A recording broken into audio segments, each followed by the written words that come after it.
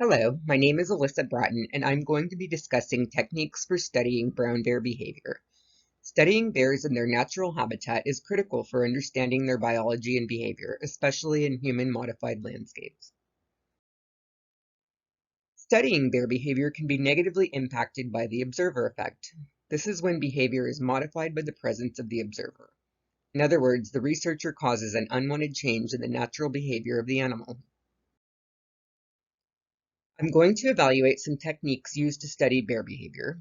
My evaluation will be based upon the ability of the method to collect detailed information over extended periods of time, invasiveness of the method to the animal, and cost of using the method. Method 1. Digiscoping. Digiscoping is conducted by viewing wildlife through a modified spotting scope. It can be done by attaching a photographic device to the scope to record images. This can be as simple as attaching a cell phone to the scope, or for higher quality resolution in images by attaching a digital camera to the scope. Pros: animals can be viewed at great distances of up to 1,000 yards. The technique is minimally invasive.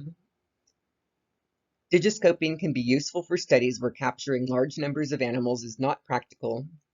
Animals can be identified through unique markers like fur color and patterns for tracking individual behavior. Cons: there's a limited field of view when using a scope for observations, so following a moving animal may be difficult, and repositioning the scope can mean losing sight of the animal. It may be hard to identify animals that do not have unique markers, and it can be difficult to properly focus and position the equipment to get a high-quality image. This method is not practical for night viewing. Method 2. GPS collars in combination with biologgers. Biologgers are devices, many times implants, that record specific physiological responses such as heart rate and body temperature. The combination of GPS collars with biologgers can provide data on movements coupled with behavioral responses to environmental stimuli. The picture on this slide shows how this technique was used to study behavioral response in Scandinavian brown bears to simulated hunts. Pros of using this method: the ability to measure biological functions such as heart rate, body temperature, and acceleration. The ability to collect detailed location and movement data without observers being present. The ability to provide very accurate data in real time for precise monitoring efforts. Cons of using this method is that it is highly invasive. Animals must be captured to place collars and surgically implant cardiac or temperature logging devices. No visual feedback is provided, so not all behavior can be documented this way. It is extremely expensive, and long-term effects of implanting surgical devices is risky.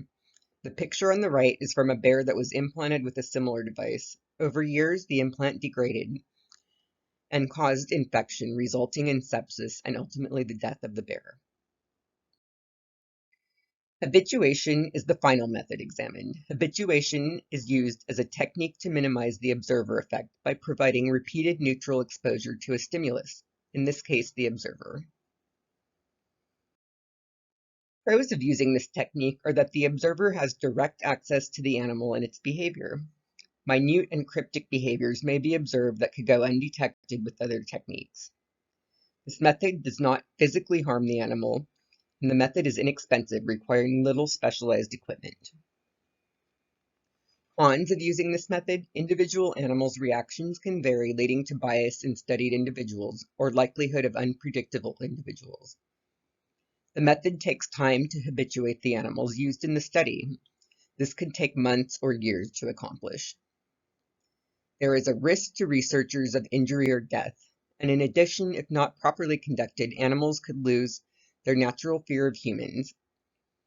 Only a few animals can be studied at a limited range. So what is my recommendation?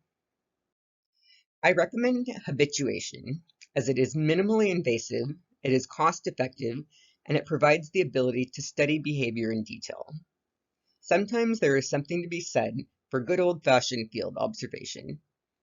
Technology has its place in research, but cannot replace a trained eye for observational studies of behavior. This method gives one the ability to directly observe what is happening in real time. Habituation can be done in a manner that minimizes loss of fear response to humans and does not make the animal more inclined to approach humans, as this presents risk to both the public and the animal. If the researcher is willing to take the risk and if conducted ethically, I believe habituation could provide amazing insights to bears' natural behaviors in the wild. I'd like to acknowledge the authors of the literature used for this presentation. Any questions or comments from the audience are welcomed and appreciated. Thank you.